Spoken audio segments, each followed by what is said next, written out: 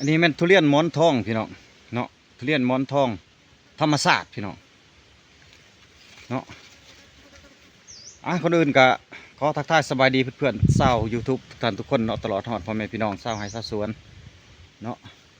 วันนี้สิมารีวิวต้นทุเรียนต้นนี้พี่น้องให้พี่ๆน้องๆเฮาให้เพื่อนๆเฮาได้เบิ่งกันเนาะว่าที่มาของต้นทุเรียนต้นนี้พี่น้องเนาะขอสิเล่าประวัติการสุพรรณเนาะพี่น้องเนาะอันทุเรียนต้นนี้พี่น้องเป็นทุเรียนหมอนทองเนาะที่ค่อยให้พี่น้องค่อยเอามาให้เนาะพี่น้องเนาะเป็นทุเรียนหมอนทองภูเขาไผ่พี่น้องจากจังหวัดศรีสะเกษพี่น้องเนาะแต่หลายปีก่อนแล้วพี่น้องเนาะย้อนความอยากได้พี่น้องย้อนความอยากได้ทุเรียนนะก็เลยให้พี่น้องเอามาให้เพราะว่าเพิ่นเอามาให้สุดก่อนเนาะเป็นทุเรียน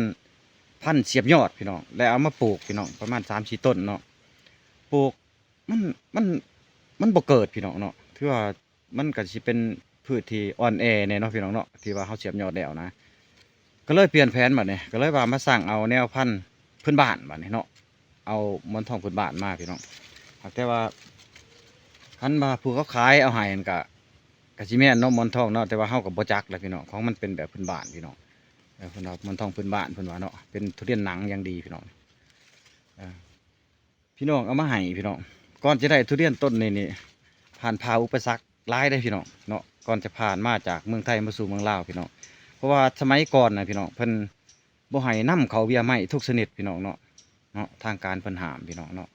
เพิ่นบ่ให้นำเขาพี่น้องแล้วก็อะไรเอาเบี้ยมันนะพี่น้อง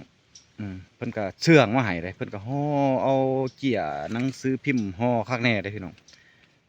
ห่อมาแล้วเพิ่นก็เชื่องมาให้คักแน่เนาะเชื่องมาเขา2 เมกนี่ได้พี่น้อง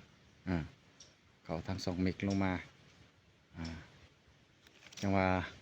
อะไรมาปลูกพี่น้องแต่ว่าอายุหมักทุเรียนข่อยต้นนี้พอดีมันตกอยู่14 ปีนี่พี่น้องเนาะ14 ปีแต่ว่าหมากหลายพี่น้องหมากแซ่บดีพี่น้องเนาะหมากแซ่บพี่น้องบัวใหญ่เลยพี่น้องเนาะนี่ให้เบิ่งพี่น้องรีวิวต้นมันใหญ่เลยพี่น้อง14 ปีใหญ่เนาะนี่พี่น้อง14 ปีแต่ว่าแต่ก่อนเขาปลูกมาเนี่ยเขาก็บ่ฮู้จักอหย่างเนาะพี่น้องเนาะบ่เคยเฮ็ดกับทุเรียนมาซั่นซะ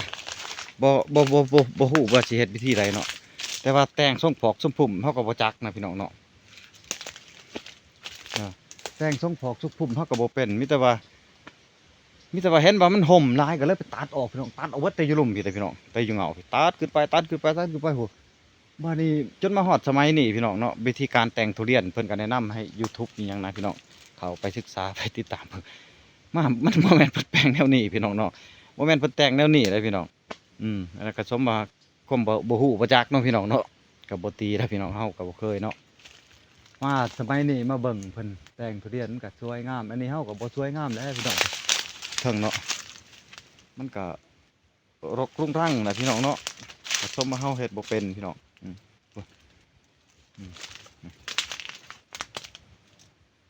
14 ปีพี่น้องปีนี้บ่มากพี่น้องเนาะเพราะว่าเพิ่น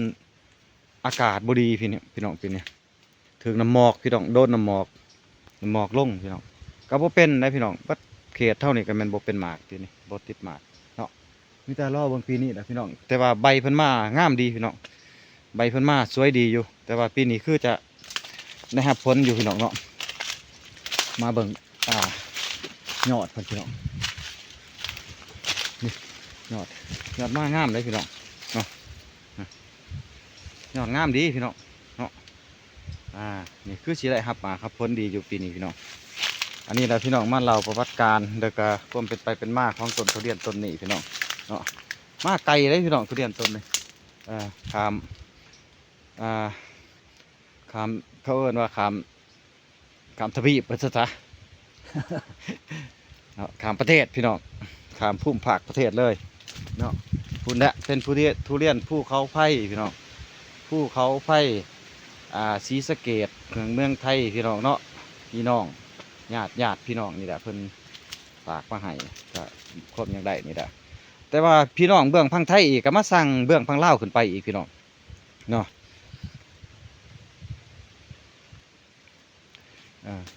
เพิ่นก็มาสั่งจากพังลาวขึ้นไปอีกพี่น้องบาง3-4 ปีก่อนนี่นะพี่น้องก็เอาเมื่อ ปลาไว้อยู่เมืองพนทองเนาะว่าญาติสิลงมาเอาก็เลยเพิ่นบ่ได้ลงมาก็เลยมันก็เป็นไปบ่ได้เนาะอากาศร้อนอยู่เนาะเพิ่นก็สิปลาเหี่ยวไปหั่นแหละพี่น้องเพิ่นก็ยังได้ทั้งฝั่งลาวขึ้นไปอีกพี่น้องเนาะมันก็จะหมุนเวียนกันนะพี่น้องเนาะจากฝั่งไทยลงมาฝั่งลาวจากฝั่งลาวไปฝั่งไทยนะพี่น้องแต่ว่าจักตัวใดสิดีเนาะพี่น้องเนาะความจริงแล้วก็สิคือกันหั่นแหละพี่น้องเนาะเพราะว่าทุเรียนนี่ทุเรียนพันธุ์ส่วนหลายนี่เฮาจะนำเข้าเมืองไทยเนาะพี่น้องเพิ่นมาเฮ็ดสวนเฮ็ดหยังนะเพิ่นจะนำเข้ามาปลูกหรือว่ามาจำหน่ายจากไทยแน่จากหลายประเทศนั่นแหละพี่น้องเนาะอันที่เว้าแล้วก็ดีพี่น้องทั้งไทยเพิ่นอยากได้ ทั้งฝั่งลาวขึ้นไปพี่น้องเพิ่นก็เห็นดีเนาะดีก็ดีมาจากต้นกำเนิดมันพุ่นได้อพี่น้องเนาะเพราะว่าทุเรียนบ้านเฮานี่ก็สิบ่มีดอกม่อนทองตะกี้นะอ่าเพิ่นก็ได้เอามาขายอยู่2 หมอก 2 มิกพี่น้องเฮาไปเด่นไปเที่ยวไปเห็นไปซื้อมากินมาปลูกก็จึงมาเริ่มมีพี่น้องเนาะเป็นตำนานสืบทอดมาเลยเท่าปัจจุบันนี้พี่น้องเนาะอืมแต่ว่าเกิดดีเขียนเฮานี่พี่น้องทุเรียนเป็นต้นเป็นหมากดีเลยพี่น้องเริ่มแล้วหลายคนก็เริ่มปลูกกันแล้วพี่น้องเนาะมันถือกับอากาศพี่น้องถือกับพื้นที่เนาะทุกอย่างพืชพี่น้องงามเบิดเนาะเฮามาสังเกตเบิ่งนี่พี่น้องนี่เป็นจะได้นี่งามบ่พี่น้องนี่เป็นกาแฟพี่น้องเป็นกาแฟนี่พี่น้องนี่กาแฟนี่มันถือกับอากาศได้พี่น้องนี่เชื่องหมากเชื่องอยู่ในสิพี่น้องนี่หมากอยู่เนาะเอาคลิปนี้ก็มีเท่านี้พี่น้องมาเบาสู่พังพี่น้องเรื่องประวัติต้นทุเรียนต้นนี้เนาะหมอนทองสวยงามดีพี่น้องหยอดใบขอบคุณขอบใจพี่น้องเอามาฝากมาตอนมาให้เบิ่งคลิปนี้ก็ดีพี่น้องสุดท้ายก็บ่มีหยังพี่น้องขอขอบใจได้ๆเด้อกับเพื่อนๆที่เขามาเยี่ยมมาชมพี่น้องเป็นกำลังใจให้ช่องสมบังเกษตรบ้านๆพี่น้องเป็นกำลังใจให้การสร้าง YouTube เฮาพี่น้องขอบใจหลายๆ